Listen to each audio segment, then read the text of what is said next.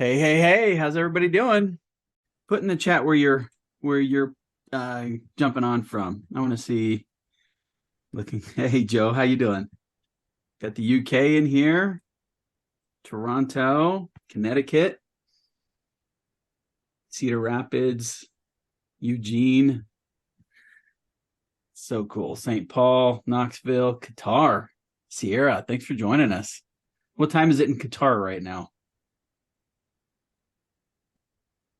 Miami, 9 p.m. Thanks. Glad you're here. España. Bienvenidos a todos de que hablan español también. Voy a hablar todo en inglés si está bien. Podemos conversar más en español después. Awesome. I was just saying we can chat. This will all be in English today, so don't worry. No me importa. No se importa, no le importa a usted. Okay, good. We got some bilinguals, trilinguals in here. I'm just so excited, guys. I got to tell you that this class today, it really marks an important occasion, and that occasion is last month I got out of the National Guard, and it finishes up about 12 plus years in the military. And let me just kind of start out by saying I joined the military so I could bring lessons back to the business world, because it just didn't feel, when I was trying to learn business and marketing and how to be a founder and an owner, it didn't feel like there was a good pipeline or training pipeline to do it. And it just felt scattywampus all over the place. Didn't feel substantial to me. And I early on, I knew that being an entrepreneur was what I wanted to do, but I knew I was terrible at it. I was so bad. And I was really bad because I wasn't comfortable being uncomfortable. And if you're an entrepreneur, you know that is what this game is about. You have to be comfortable being uncomfortable. And so I was like, well, maybe I'll go get my butt kicked in the Army for a couple 4 years. And it turned out to be 12 plus years. I was a combat medic deployed to Afghanistan, where I was doc with the Band of Brothers 2506. If you see if you've seen the series on HBO, that was my unit. And then came back and changed jobs over, joined the dark side, went over to psychological operations in special operations in the Army, and deployed to Bogota, Colombia, where I worked with and lived with the Colombian Army and worked with their PSYOP program, went through their PSYOP school actually, and worked in the embassy there, and then got out of active duty, went into the National Guard to work as a cryptologic linguist for Spanish and Portuguese. And all this time, I'm looking at all these different pipelines, training pipelines, and looking at what can I bring back to business, and how can I give people a perspective, and what am I learning here that I can bring back to the business world that anyone can use that would make them more effective, no matter the context, right? That will help them be comfortable being uncomfortable. And I would love to impart that upon you today with the UI, Unconventional Influence is what that stands for. That's a book that I'll be releasing here hopefully before the end of the year. But it's basically the civilian application of what I learned in PSYOP in managing campaigns over a couple different countries and influence operations. And so that book, the UI Taxonomy, is just kind of is everything compressed down so you can understand the lessons learned. So I'm saving you about 12 plus years of how to put these frameworks into perspective to help you be more comfortable being uncomfortable, be better in the driver's seat of your business. I'm going to go ahead and share screen. Do we have any questions, comments, concerns, anything like that before we get started?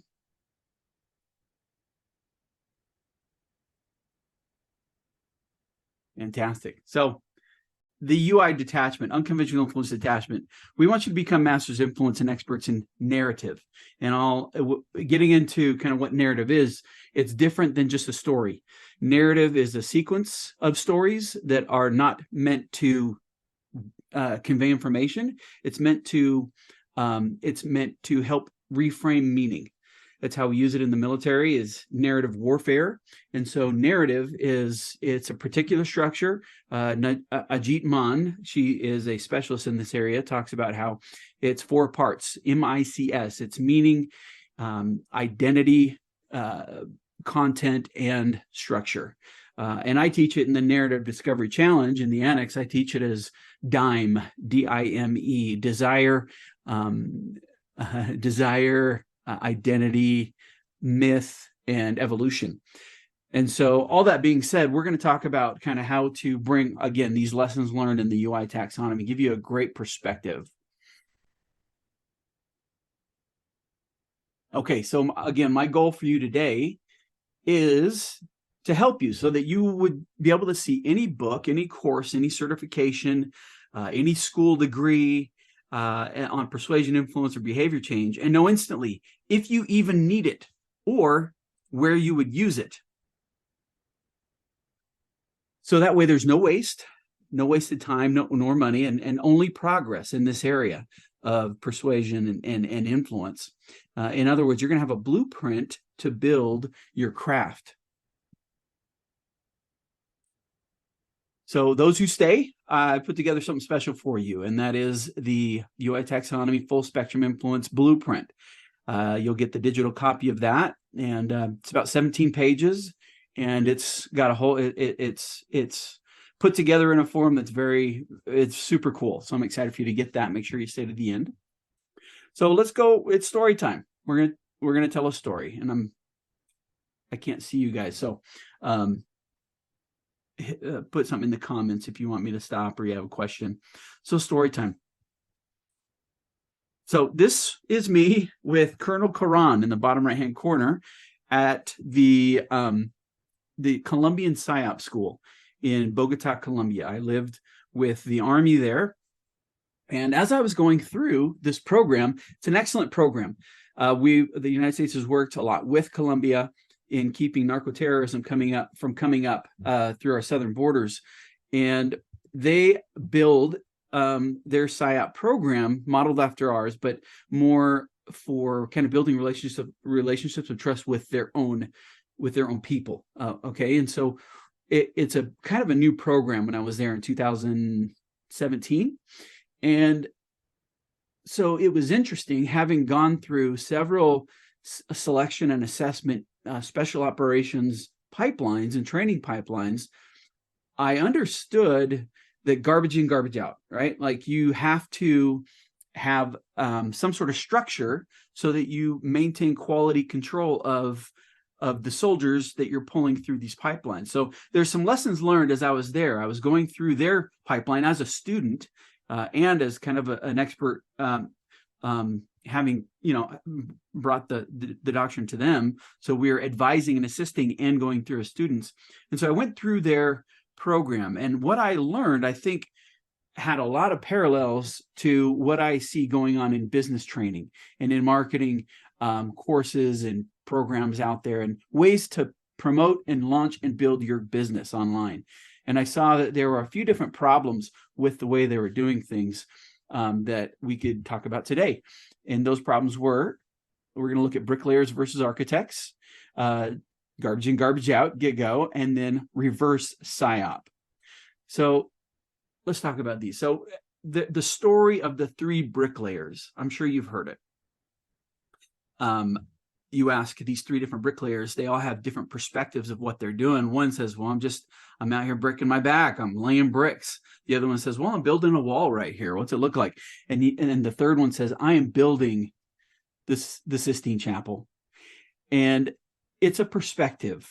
And so one thing I saw while I was there at the school in Colombia was the need to, and there's one thing we advised on, the need to see the whole picture, the need to have the whole target audience analysis and all of the things, and have it doctrinalized, have it put together in a solid pipeline and training doctrine that people could develop, not just learn, but develop the skills necessary to be able to put these things into practice, no matter the context, no matter the situation.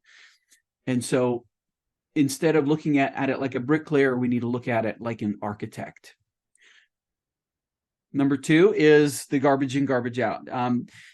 So looking at the pipeline, I saw that there was no structure to how they brought to how they started to develop the fundamental skills from the beginning. In special operations, we call it being brilliant at the basics, or being based in the fundamentals. And so if you don't train on those fundamentals early on, and in business, those fundamentals are targeting, it's your offer development, your messaging. We always say messaging before mechanics. And so if you don't have those fundamentals down, at the very end, the product is going to be a shell of just mechanical tools and tech and things like that. So you need to develop those fundamentals early on. And that way the product at the very end is you're able to control and get a quality product at the very end, or quality operator.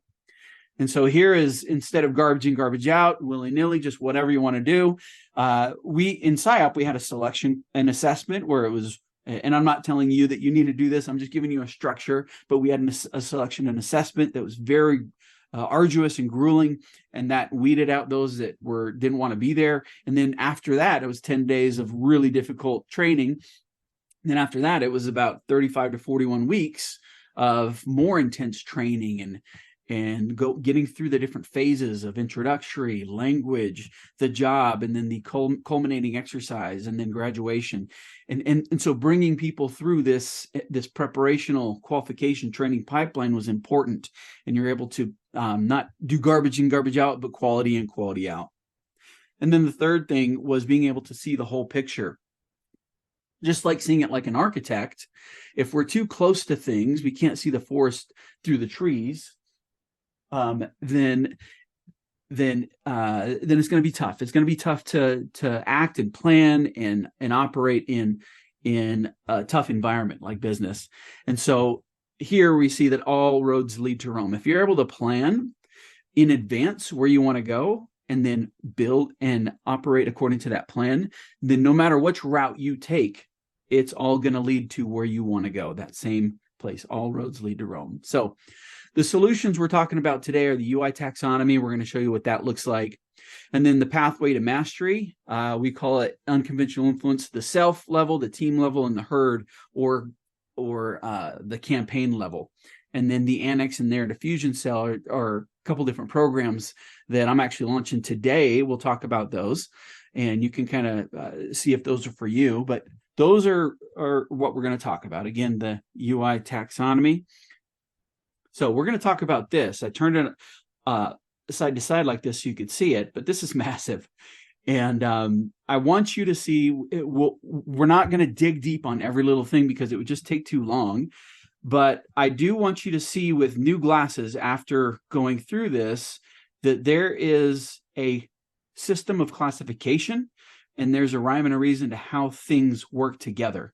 That way, if you see how all these things work together and where they fit, then again, if you're online and you're looking at, should I buy this course, or should I buy this book, or should I get this degree? You'll look at the areas you feel you need work in, and you'll look at the areas that you've already worked in, and you'll know where exactly to work. It'll be clear to you.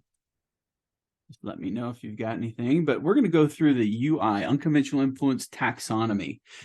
And let's get into at the top. We'll just start at the top. This would be kind of the areas within the classification system we're going to talk about. The psychological principles, then the influence principles, pathways to influence, influence activities, influence processes, techniques and triggers, persuasion tactics, persuasion techniques, influence platforms, and mass influence modes of employment.